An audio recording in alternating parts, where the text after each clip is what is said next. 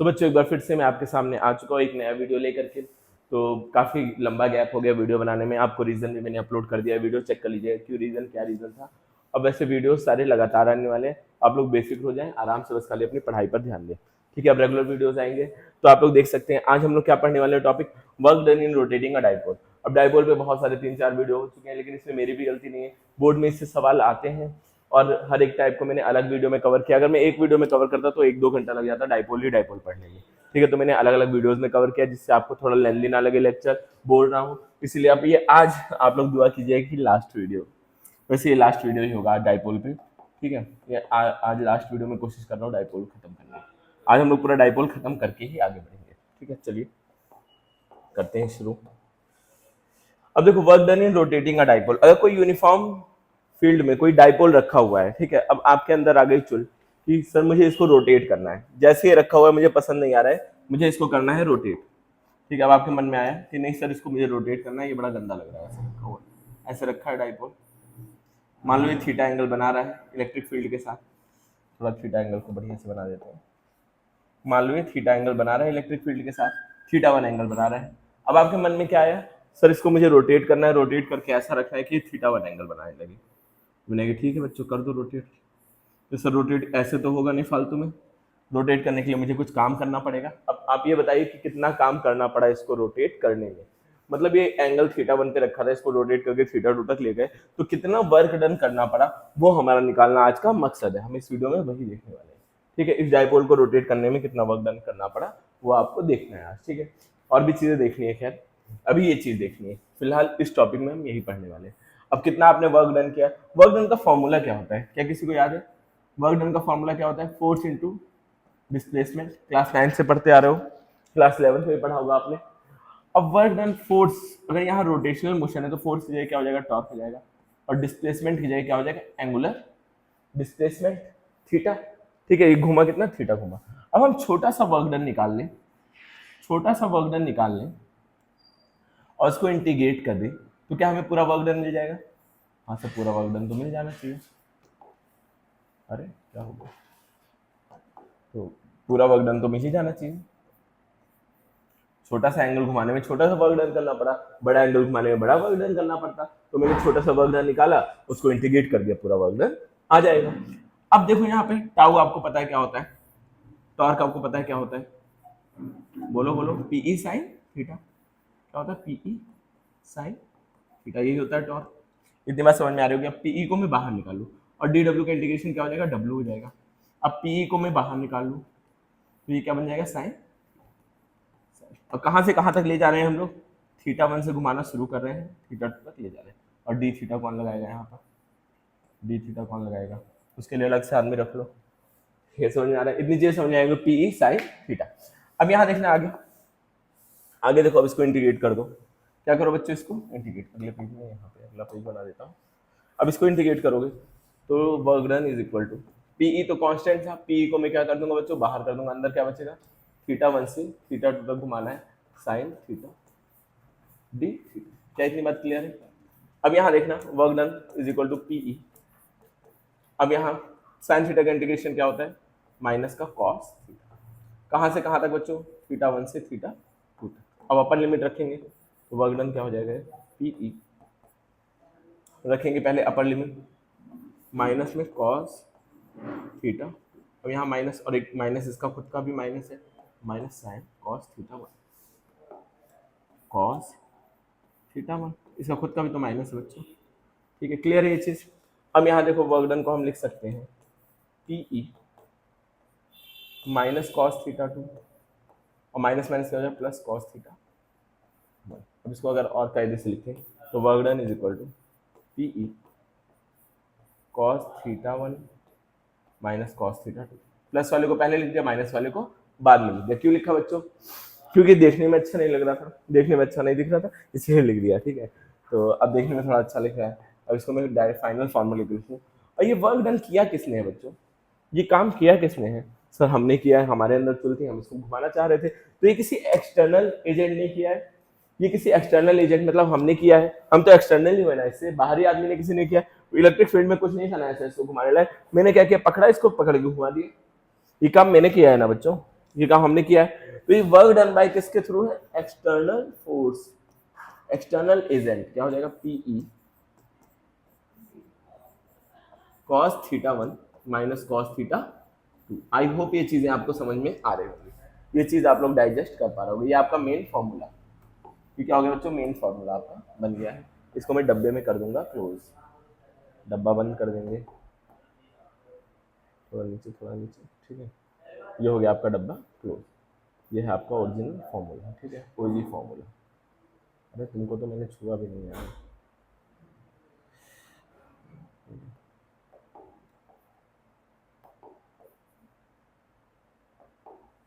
यहाँ क्या था बताओ, इतनी मेहनत करनी पड़ रही है। कॉस थीटा, ठीक है बच्चों, ये चीज आपको समझ में आई होगी। अब ये वर्क डन किसने किया है? एक्सटर्नल एजेंट ने किया है। अगर कोई पूछ ले इलेक्ट्रिक फील्ड कितना वर्क डन करेगी इसको वापस से घुमाने में, या इलेक्ट्रिक फील्ड के मन में भी आ गया कि इसको घुमाना है, तो वो कितना वर्क डन करती है? इलेक्ट्रिक फील्ड अगर किसी डाइपोल को रोटेट करने में वर्क डन कितना करती है? अगर एक्सटर्नल एजेंट ने इसको PE cos theta 1 cos theta 2 किया है, और इलेक्ट्रिक फील्ड क्या करेगी? उसका जस्ट अपोजिट, अपोजिट मतलब नेगेटिव में वही वर्क डन। मैंने इसको घुमाया ऐसे रख दिया, अब इलेक्ट्रिक फील्ड वापस से इसको घुमा रही है, तो क्या कर रही है? अपोजिट डायरेक्शन में वर्क कर रही है, तो इसका क्या हो जाएगा? नेगेटिव। अगर इलेक्ट्रिक फील्ड वर्क डन करती है तो क्या हो जाता है? Negative. Work done by electric field वो क्या हो जाएगा बच्चों? इसी का बस करें negative, PE cos theta 1 minus cos theta. अब ये चीजें तो समझ में आ गई होंगी, बस माइनस आगे लग जाएगा। ये work done by electric field है और ये work done by external agent है। इसको बच्चों रट लेना, कोशिश करना ये चीजें आपको रट जाए इस हफ्ते में, ठीक है। इस हफ्ते में नहीं, आज ही, इसी टाइम, इसी वक्त, ठीक है। अब क्या है? Potential energy stored in dipole, किसी डाइपोल के अंदर यूनिफॉर्म इलेक्ट्रिक फील्ड में रखा हुआ है, उसमें कितनी पोटेंशियल एनर्जी स्टोर होगी। अब पोटेंशियल एनर्जी इसके अंदर कितनी स्टोर होगी? अब देखो बच्चों, पोटेंशियल एनर्जी होता क्या है? Work done by conservative force किसके बराबर होता है? चेंज इन पोटेंशियल एनर्जी के बराबर होता है। किसके बराबर होता है बच्चों? Change in potential energy. अच्छा, पोटेंशियल एनर्जी तो कोई वर्ड होता ही नहीं है, पोटेंशियल एनर्जी कोई वर्ड होता नहीं, होता क्या है? Change in potential energy. कभी भी हम अकेले पोटेंशियल एनर्जी लिख ही नहीं सकते हैं। पोटेंशियल एनर्जी को लिखने के लिए क्या चाहिए? चेंज इन पोटेंशियल एनर्जी कहीं पे भी लिखते हैं। क्यों? क्योंकि पोटेंशियल एनर्जी एक वर्क का फंक्शन है, वर्क का फंक्शन है। वर्क के फॉर्म में मतलब एक फिजिकल क्वांटिटी है जो किससे रिलेट करती है? वर्क से रिलेट करती है। और वर्क है किसी एक पॉइंट के लिए वर्क आप डिफाइन कर सकते हो। मैं यहाँ खड़ा हूं, मैंने कितना वर्क डन किया? 0 किया। अरे वर्क यही होता है ना, एफ एस। एस मतलब डिस्टेंस होना चाहिए, दो पॉइंट के बीच में ही वर्क डन होगा। क्या एक सिंगल पॉइंट में वर्क डन हो सकता है? नहीं हो सकता है। तो इसलिए पोटेंशियल एनर्जी के लिए क्या चाहिए बच्चों? पोटेंशियल एनर्जी डिफाइन करने के लिए हमें क्या चाहिए? दो पॉइंट्स चाहिए। दो पॉइंट्स के बीच में ही पोटेंशियल एनर्जी निकल सकती है, एक सिंगल पॉइंट के लिए पोटेंशियल एनर्जी डिफाइन नहीं हो सकती। तो हम क्या करेंगे? हम क्या करेंगे बच्चों? अभी थोड़ी सी प्रॉब्लम आई थी बच्चों, ठीक है, वीडियो रुक गया था, तो मैं बताना ये चाह रहा था कि जो पोटेंशियल एनर्जी होती है वो किसी एक पॉइंट के लिए डिफाइन नहीं होती है, ठीक है। किसी एक पॉइंट के लिए डिफाइन नहीं होती है, डिफाइन किस में होती है? दो पॉइंट्स के बीच के डिफरेंस पे डिफाइन होती है, ठीक है। तो मैं क्या करूंगा बच्चों? इनिशियल जो पोटेंशियल एनर्जी है उसको 0 ले लूंगा। रेफरेंस हमें लेना होता है, किसी के रेफरेंस में बात होती है पोटेंशियल एनर्जी, तो इनिशियली पोटेंशियल एनर्जी क्या कर दूंगा? 0 ले लूंगा। और एंगल कहां से शुरू करूंगा? 90 डिग्री से। 90 डिग्री से क्यों? अभी आपको समझ में आएगा। अच्छा, वर्क डन एनर्जी के बराबर होता है, ये बोल सकते हैं ना, इनिशियल वाला अगर 0 हो गया तो वर्क डन पोटेंशियल एनर्जी के बराबर हो जाएगा। तो मैं पोटेंशियल एनर्जी का फॉर्मूला लिख सकता हूं, जो कि वर्क डन का फॉर्मूला क्या होता है? Integration of PE sine theta. अब यहाँ पे रेफरेंस क्या लूंगा बच्चों? मैं 90 लूंगा। मैंने बताया कि 90 लेना है हमें। क्यों लेना है? इनिशियल पोटेंशियल एनर्जी 0 है, इसलिए 90 लेना है। रीजन समझना, रीजन समझना, ठीक है। रिकॉर्डिंग चल रही है, ठीक है, वेरी गुड। अब यहाँ देखो, u इज इक्वल टू, अब अगर हम पीई को बाहर निकाल दें, पीई बाहर निकाल दें, तो अंदर क्या बचेगा? साइन थीटा डी थीटा भी यहाँ होता है, ठीक है, साइन थीटा डी थीटा, ठीक है, डी थीटा। अब यहाँ कहाँ से कहाँ तक? 90 से। अब यहाँ पर इंटीग्रेट करोगे, साइन थीटा का इंटीग्रेशन क्या होता है बच्चों? क्या होता है? Minus cos theta. यहाँ पर कहाँ से कहाँ? 90 से, ठीक है। अब अपर लिमिट पुट करेंगे, क्या हो जाएगा? माइनस कॉस थीटा, और लोअर लिमिट पुट करेंगे माइनस कॉस 90, ठीक है। अब देखो ये वाला पार्ट 0 हो जा रहा है, ये वाला पार्ट बच्चों 0 हो जा रहा है, इसलिए मैंने एंगल कौन सा लिया? 90 लिया। कोई भी रेफरेंस ले सकते हैं, लेकिन हमारा फॉर्मूला और ज्यादा टिपिकल बन जाएगा, कोई और रेफरेंस होगी 90 के अलावा।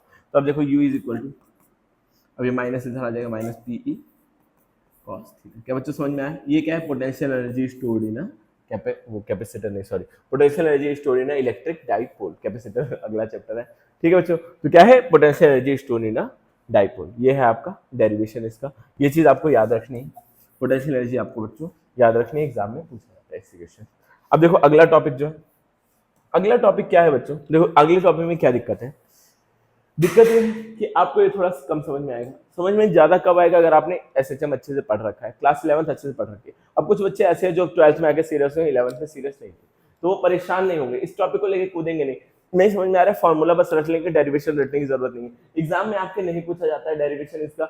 अब दिक्कत कहाँ है, एक तो बोर्ड का जो आपका पेपर बन रहा है वो बहुत ही टफ बन रहा है आजकल, तो एक भी टॉपिक हम स्किप कर नहीं सकते, बहुत ही अनप्रिडिक्टेबल बन रहा है, ऐसा पेपर बन रहा है ना कि कुछ भी आ जा रहा है पेपर में, कुछ भी कहीं से भी आ सकता है, तो इसलिए एक भी टॉपिक में छोड़ने वाला नहीं हूँ। और बाकी आप लोग आगे जाकर के कोई कंपटीशन एग्जाम दोगे, तो कंपटीशन एग्जाम में क्या होता है, मोस्टली मैं जेई की बात करूँ, जेई और नीट की, उसमें क्या रहता है कि 11th और 12th के कॉन्सेप्ट मिला के क्वेश्चन आता है, जैसे एसएचएम हो गया 11th का कॉन्सेप्ट और डाइपोल हो गया 12th का कॉन्सेप्ट, तो इन दोनों को मिला के भी क्वेश्चंस बनते हैं, तो इसीलिए हम कुछ चीज छोड़ नहीं सकते हैं, मैं आप लोगों को ये पढ़ा दे रहा हूँ। बच्चों अगर आपको ये समझ में नहीं आ रहा है, जिन बच्चों को ये चीज समझ में नहीं आ रहा है कि ये डेरिवेशन कैसे आया, तो वो डेरिवेशन पे ना ध्यान देके बस खाली फॉर्मूले को याद रखेंगे, क्योंकि क्वेश्चन आपका फॉर्मूले पे सॉल्व हो जाएगा, और कॉम्पिटिशन एग्जाम में डेरिवेशन तो आता नहीं है, तो डेरिवेशन को लेके कूदना नहीं है कि सर नहीं समझ में आया कैसे होगा क्या होगा, जो इतनी चीजें समझ में आई, जो आपके काम की चीजें उनको समझना है, या आपके काम की चीज नहीं है आप इस पार्ट को स्किप कर सकते हो, लेकिन समझ लो, देख लो डेरिवेशन एक बार। और मैं डायरेक्ट फॉर्मूला बता के आगे बढ़ नहीं सकता, ये मेरे वसूलों के खिलाफ है, तो मुझे बताना पड़ेगा ये कहाँ से आया है, मैं बता दे रहा हूँ, बट आपको समझ में नहीं आ रहा है तो परेशान बिल्कुल भी मत होना, और स्किप तो बिल्कुल मत करना, समझ लो, तो एक्स्ट्रा ज्ञान मिल रहा है तो ले लो ज्ञान, फ्री में एक्स्ट्रा ज्ञान मिल रहा है तो ले लो उसको, ठीक है। अब क्या है, देखो एसएचएम कैसे करेगा कोई डाइपोल इलेक्ट्रिक फील्ड के अंदर, मान लो ये इलेक्ट्रिक फील्ड में रखा हुआ है डाइपोल, यहाँ पर ऐसे, ठीक है, ऐसे रखा हुआ।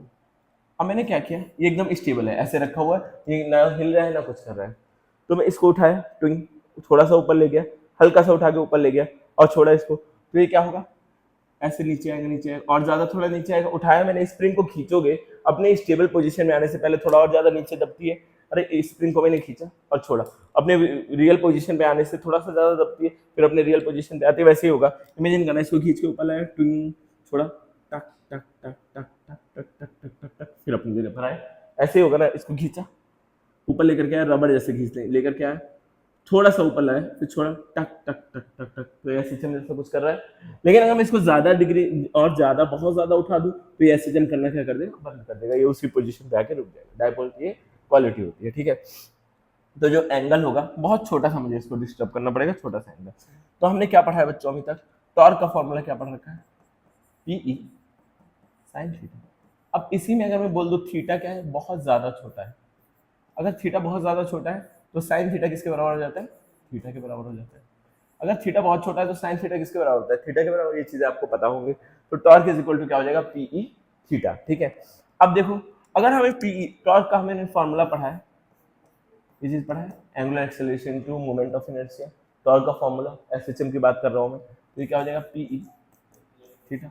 अब मैं अगर बात करूं, अगर मैं अल्फा की बात करूं, तो अल्फा इज इक्वल टू क्या हो जाएगा, पीई अपॉन आई थीटा। और अगर ये बात करूं, ये वाला पूरा फॉर्मूला ओमेगा स्क्वायर का है, ये फॉर्मूला बच्चों ओमेगा स्क्वायर का, ठीक है, थीटा के बारे में जो भी चीज होती है ओमेगा स्क्वायर होती है, 11th की बात है, नहीं समझ में आ रहा तो बस याद रखना ये चीज ओमेगा स्क्वायर है, तो omega square is equal to मैं क्या बोल सकता हूँ, PE upon moment of inertia, तो ओमेगा इज इक्वल टू क्या हो जाएगा, अंडर रूट में पीई अपॉन, अब देखो इसको क्या बोलेंगे, वो ओमेगा को हम बोलते हैं 2 pi upon T, 2 pi by T, under root में क्या हो जाएगा, पीई अपॉन, ठीक है। तो अब इसको उल्टा कर देते हैं, उल्टा कर, टाइम पीरियड हमारा निकालना मकसद क्या है इस फॉर्मूले से, टाइम पीरियड निकालना है, ये एसएचएम कर रहा है तो इसका टाइम पीरियड क्या होगा, तो इसको उल्टा कर दो, तो T upon 2 pi is equal to under root में आई अपॉन टी, ठीक है। अब 2 पाई को उधर भेज देते हैं, क्या हो जाएगा, T is equal to 2 pi under root में आई अपॉन टी। आपको अच्छी इतनी बात समझ में आ रही, ये होता है टाइम पीरियड का फॉर्मूला, कुछ नहीं समझ में आया ये चीज याद रखो, कुछ नहीं समझ में आया ये चीज याद रखो, खत्म कर, टाइम पीरियड का फॉर्मूला याद रखना है, अगर ये एसएचएम कर रहा है तो टाइम पीरियड एसएचएम का क्या हो, ये आपको चीजें याद रखनी है, बस इतना याद रखना है, क्वेश्चन डायरेक्ट फॉर्मूले पे आ जाता है, ठीक है। अब थोड़े से हम क्वेश्चन सेगमेंट की तरफ बढ़ते हैं, कॉन्सेप्ट आपका क्लियर हो गया होगा, अगर आपको कॉन्सेप्ट क्लियर हो गया, आपको कॉन्फिडेंस आ गया है, तो चलिए इस सवालों को फोड़ दीजिए, इस सवाल को सॉल्व करिए मेरे सॉल्व करने से पहले, मैं हट जा रहा हूँ, आप लोग वीडियो को पॉज करिए और जल्दी से इस क्वेश्चन को सॉल्व करके दिखाइए, मैं सॉल्व कर दूंगा तो मजा नहीं आएगा, आप खुद से सॉल्व करिए। ठीक है, आप लोगों ने कर लिया होगा सॉल्व, मैं शुरू करता हूँ। Find work done to rotate a dipole stable. Stable और अनस्टेबल इक्विलिब्रियम अगर मैंने नहीं बताया तो समझ लो। स्टेबल इक्विलिब्रियम क्या होता है? जब इलेक्ट्रिक फील्ड और डाइपोल के बीच का, डाइपोल मोमेंट के बीच का एंगल जब 0 डिग्री होता है, जब थीटा क्या होता है? 0 डिग्री होता है, तो इसको बोलते हैं स्टेबल इक्विलिब्रियम। अनस्टेबल इक्विलिब्रियम किसे बोलते हैं? जब थीटा 180 डिग्री होता है। क्यों? अब रीजन समझना। ये इलेक्ट्रिक फील्ड है, ठीक है, यहाँ पर क्या है? नेगेटिव चार्ज रखा हुआ है, और इधर क्या रखा हुआ है? पॉजिटिव चार्ज रखा हुआ है, ठीक है। अब इलेक्ट्रिक फील्ड क्या करती है? इसको अलाइन करने की कोशिश करती है, मतलब पॉजिटिव, ये इलेक्ट्रिक फील्ड का डायरेक्शन ये है, तो ये क्या करेगी? अपने फील्ड के डायरेक्शन में पॉजिटिव चार्ज को ले जाना चाहेगी, और नेगेटिव चार्ज को अपोजिट डायरेक्शन में ले जाना चाहेगी। तो डायपोल मोमेंट इधर है। अब ये अलाइन करना चाहिए। अलाइन का मतलब एकदम सीधा ऐसे बनाना चाहिए। ऐसे बनाएगी तो इलेक्ट्रिक फील्ड और इसके डायपोल मूवमेंट के बीच का एंगल क्या हो जाएगा? 0 डिग्री हो जाएगा। और मैं इसको पलट दूं, पलटने के बाद क्या होगा बच्चों? इस पर टॉर्क भी नहीं लग पाएगा। टॉर्क भी नहीं लग पाएगा तो ये क्या हो जाएगा? स्टेबल तो ये रहेगा। पलट के मैंने ऐसे कर दिया, स्टेबल तो ये है, अपनी जगह से हिल तो नहीं सकता है ये, क्योंकि इस पर टॉर्क नहीं लग पा रहा है। टॉर्क क्या हो जा रहा है? नेट फोर्स, नेट टॉर्क सब कुछ 0 हो जा रहा है। स्टेबल ये रुका हुआ है। लेकिन इलेक्ट्रिक फील्ड जैसा चाह रही थी क्या वैसा है? इलेक्ट्रिक फील्ड क्या चाह रही है? इसको पॉजिटिव करना, पॉजिटिव अपनी तरफ करना, नेगेटिव को पीछे करना। लेकिन पॉजिटिव पीछे हो गया, नेगेटिव ही हो गया, तो ये स्टेबल तो है, लेकिन ये एस कैसा? और ये इसका जो डाइपोल मूवमेंट होगा वो कहाँ होगा? अपोजिट डायरेक्शन में होगा, तो बीच का एंगल कितना हो जाएगा? 180 डिग्री हो जाएगा। तो ये अनस्टेबल है। इक्विलिब्रियम पे है तो है, लेकिन अनस्टेबल है, तो मतलब थीटा 180 डिग्री है, और स्टेबल है तो थीटा 0 डिग्री। ये चीज याद रखो, ये चीज रख लेना बच्चों, रख लेना। कहीं पे भी कंफ्यूजन हो तो मुझसे जरूर पूछना। पूछने का क्या तरीका है आपको पता होगा, टेलीग्राम पे जाकर के कमेंट करिए, मैसेज करिए मुझे, जो भी करना चाहते हैं कर सकते हैं आप लोग, ठीक है। और शाम को हम 8:30 बजे के बाद डेली मैं कोशिश कर रहा हूँ मिलने की। आप लोगों से डेली टेलीग्राम पे आप लोगों से बात होगी, मिलेंगे, क्वेश्चन सॉल्व करेंगे, होमवर्क करेंगे, सारी चीजें करेंगे। लेकिन उसके लिए आप लोग कमेंट सेक्शन में बताइएगा आप लोग इंटरेस्टेड हो या फिर नहीं। अब क्या कहना है? Find work done to rotate dipole from stable to unstable equilibrium. Stable से अनस्टेबल पे रोटेट करने में कितना काम करना पड़ेगा? स्टेबल पे है मतलब थीटा 1 जो आपका है, जो आपका थीटा 1 है वो कितना है? 0 डिग्री है। उल्टा बना रहा हूँ चीजें मैं उल्टी बना रहा हूँ। जो आपका थीटा 1 है वो कितना है? 0 डिग्री है। और जो आपका थीटा 2 है वो कितना है बच्चों? वो कितना है बच्चों? 180 डिग्री, ठीक है। Work done in rotating a dipole from, अच्छा इलेक्ट्रिक फील्ड, ये वर्क डन किसका बताना है आपको? इलेक्ट्रिक फील्ड का बताना है। इलेक्ट्रिक फील्ड के वर्क डन का फॉर्मूला क्या होता है? माइनस का PE cos theta 1 minus cos theta, minus आगे लगता है, ठीक है। इलेक्ट्रिक फील्ड का वर्क डन निकालना है, इसलिए क्या लगेगा आगे? माइनस लगेगा। अब यहाँ देखना W is equal to minus PE, तो ऐसे ही रहेगा। कॉस थीटा 1 की वैल्यू क्या है? 0 डिग्री है। Cos 0 degree, 0 degree minus cos 180 degree, ठीक है बच्चों। अब देखो work done is equal to minus PE. Cos 0 degree की वैल्यू क्या होती है? 1 होती है, और 180 डिग्री की वैल्यू क्या होती है? -1 होती है, ठीक है। तो W is equal to minus PE plus plus minus minus plus होगा तो ये इंटू 2, या वर्क डन बोल सकते हैं बच्चों हम लोग, -2 पीई। ये होगा work done in rotating a dipole by electric field from stable to unstable equilibrium. समझ में आ रहा होगा ये चीज? ये क्वेश्चन बोर्ड एग्जाम में आ चुका है। स्टेबल अनस्टेबल इक्विलिब्रियम कहीं पे लिख लेना। अगर एंगल क्या है? 0 डिग्री है तो stable equilibrium, if angle is 180 degree then it is unstable equilibrium. अब देखो आगे, अब क्या? Find work done in rotating a dipole from stable to, same question नहीं है, कोई ये नहीं बोलेगा क्वेश्चन सेम है। उसमें क्या था? Work done by electric field था। इसमें क्या है? वर्क डन बस खाली पूछा है, वर्क डन बस खाली पूछा है, तो आपको समझ जाना है ये कौन से वर्क डन की बात हो रही है? एक्सटर्नल की वर्क डन की बात हो रही है। इलेक्ट्रिक फील्ड अगर माइनस में आया तो एक्सटर्नल क्या आएगा बच्चों? पॉजिटिव में आएगा वर्क डन। क्या आ जाएगा? 2 पीई। बस यही हो गया वर्क डन, बात खत्म, यही आंसर। क्या इतनी बात आपको समझ में आई? अगर समझ में आए तो थम्स अप करिए जल्दी से आंसर, ठीक है। समझ में आया होगा ये चीज। अब थोड़ा और आगे बढ़े, क्या थोड़ा और आगे बढ़ा जाए? हाँ सर आगे बढ़िए। अब क्या है? Find work done in rotating a dipole from 0 to 90 degree. अगर 0 से 90 डिग्री रोटेट करना है तो कितना वर्क डन करना होगा? 90 to 270 करना है तो कितना वर्क डन करना होगा? तो चलिए सबको कर लेते हैं सॉल्व एक बार में ही। तो वर्क डन ये लिखा नहीं है इलेक्ट्रिक फील्ड, तो किसका भी वर्क डन पूछ रहा है बच्चों? एक्सटर्नल एजेंट का पूछ रहा है। अगर इलेक्ट्रिक फील्ड नहीं लिखा है तो किसका पूछ रहा है? एक्सटर्नल एजेंट का पूछ रहा है। क्लियर है बच्चों? एक्सटर्नल एजेंट का पूछ रहा है। तो वर्क डन कैसे निकालेंगे? वर्क डन कैसे निकालेंगे? वर्क डन का फॉर्मूला क्या होता है? पीई, पॉजिटिव में होगा, एक्सटर्नल का है तो क्या होगा बच्चों? पीई क्या होगा? Cos theta 1 minus cos theta, ठीक है। अब देखो पीई कॉस थीटा 1 कितना है? थीटा 1 है 0 डिग्री, कॉस 0 माइनस कॉस 90 है थीटा 2, फिर 90 तो हो जाएगा 0, यहाँ पे क्या आ जाएगा work done P E into 1, cos 0 की वैल्यू 1 होती है तो वर्क डन कितना आ जाएगा बच्चों पी ई। और अगला देखो इसके बाद वाला 90 से कितना 270, यहीं पे कर देता हूँ चेंजेस, नहीं चलो यहाँ कर लेते हैं, यहाँ कर लेते हैं तो work done P E cos theta 1 कितना है 90 है और कॉस थीटा 2 कितना है 270 है। अंदर 270 को क्या लिख सकता हूँ 180 प्लस 90 और कॉस 180 प्लस थीटा क्या होता है माइनस में कॉस थीटा होता है तो ये भी 0 डिग्री, 270 की वैल्यू भी 0 डिग्री होती है तो ये 0 इंटू 0 सब कुछ क्या हो जाएगा वर्क डन 0। अगर ये वर्क डन एक्सटर्नल एजेंट का है और अगर इलेक्ट्रिक फील्ड का होता तो भी क्या होता है 0 होता, माइनस 0 कुछ होता ही नहीं बच्चों, क्या होता तो भी 0 ही होता। चीज समझ में आ गई होगी आपकी। अब अगला क्वेश्चन बड़ा मजेदार है।